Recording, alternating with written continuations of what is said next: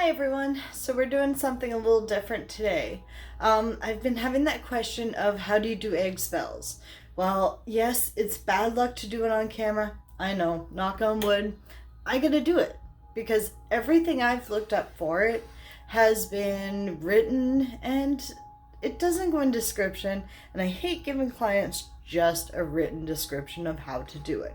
So we're gonna do it together. First we're gonna cleanse and then we're gonna do it. So give me 1 minute. There's been a lot of spiritual sickness going around and just bad energy.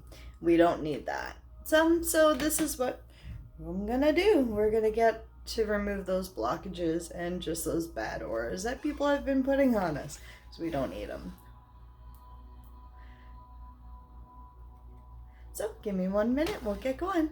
So I've had this egg on my altar for about 3 hours. It's pretty well room temperature, so we'll get started with that. So what we do with the egg is we start from our head and we work all the way down our body to wipe the energy from. So you kind of just wipe the egg around your body and you don't go over anything twice. You definitely try to just keep everything on one time, because if you go over twice you just put that energy back, and that's truly what it means. So just going down to do my legs, up or down the front, and then you go up the back, and then once I get to this side I go down the back and then up the side, so then you're not repeating. Make sure to do your back because people have a lot of bad energies just attached to there. So we'll do the next stage. Okay, so this is where we fill the glass halfway filled with water and we crack that egg in. I'm going to put quite a bit of water in there because we don't want the egg touching the bottom of the glass too easily. So now just crack it in. Oop, made a mess. After that settles for a minute, make sure to clean yourself up because of the salmonella, and I'm gonna have to sanitize my desk because I did make a mess. Usually I'll put something material underneath, the cloth or something. So I will get a better angle and we will analyze this. So as you see in my egg spell, there is some of the bubbles are connected to some of the cobweb. There is 2 on the surface with attachments. So anything underneath the surface, your spirit guides are already working on to remove. The 2 on the surface are the ones that are being removed with this spell.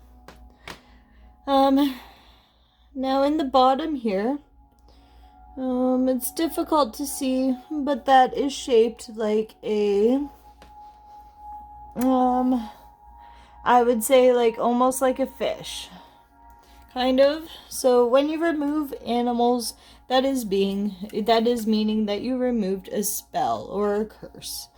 So that's a good accomplishment to do in this egg spell. And then on the reverse side, I will show you as well. Now it is difficult to turn them because they turn in the liquid. But there's another, kind of I would say, an embryo looking. So in early stages of an animal. So it's another curse that has been removed. There is some bubbles on the top of the surface that are not attached to anything. That means that there's potential suitors. So there's nothing bad about them. It's just kind of that they're there. So as you see in the egg, there's a bit of the halo. So that is my protection bubble. That is what my spirit guides are protecting me with. And this is what's not really getting to me. So I would say this is a successful removal of 2 curses, and to tell my protection is very well. So I'm very happy with this. I will show the salting in 1 second.